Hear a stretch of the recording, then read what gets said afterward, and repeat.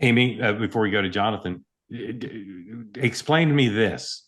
Given who he is, given the job he has, given the weakness of the field, why aren't people saying this guy is, Hillary Clinton 2016? Why aren't they saying that he is the obvious front runner for the nomination? Well, you have polls that indicate that Buttigieg is ahead, for example. An Emerson poll came out earlier this month that said that he's the front runner. You have Kamala Harris in there. There are a lot of people kind of vying for this, and he's not very popular in California. There are a lot of people that I've spoken to don't really like him. A lot of people outside of California view him as a progressive and couldn't support him. And he's trying to sort of make that play, I think, for outside voters, for people who don't know much about him. Obviously, trying to play into what Democrats want in the moment to appeal to them for the primary. So I do think that he's doubling down, and I do think that he's running. John Allen, are you in DC? I am, and I'm about to get pummeled with a thunderstorm. So after Yeah. this question, I'm going to move under my deck. Okay.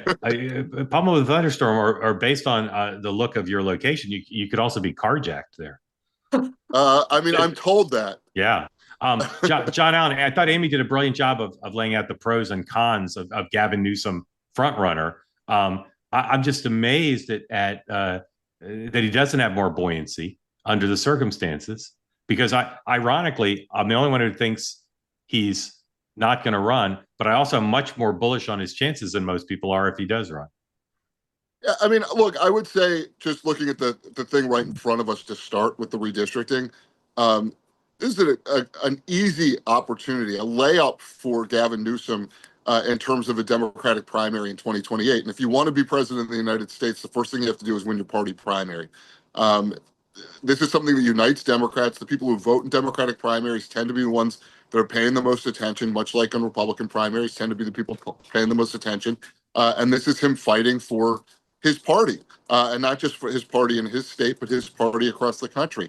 When you talk to activists in southern states, they can tell you all about partisan redistricting and what a problem it is for them. Why Democrats have one district in Mississippi and one district in Alabama and one district in Louisiana, despite having large populations of Democrats. So on the front end, I think it makes a lot of sense for him to do this as something to prepare for going forward for a presidential primary and largely to be popular within his party. He will run into some of the same problems in a general election that Kamala Harris did, namely the positions he took in California that are to the left of where the mainstream of America is. And I think the question for him is he able to be Teflon on some of those things? Is he able to? And I think he's a very charismatic guy. I think there's some things that he's kind of gotten away with over time, that would fell other politicians. So to me, the larger question is, can he run from California? Can anyone run from California after having electoral success as a Democrat or New York and win the presidency? But if you're putting bets on who's going to win a Democratic primary, he starts out in a pretty good spot.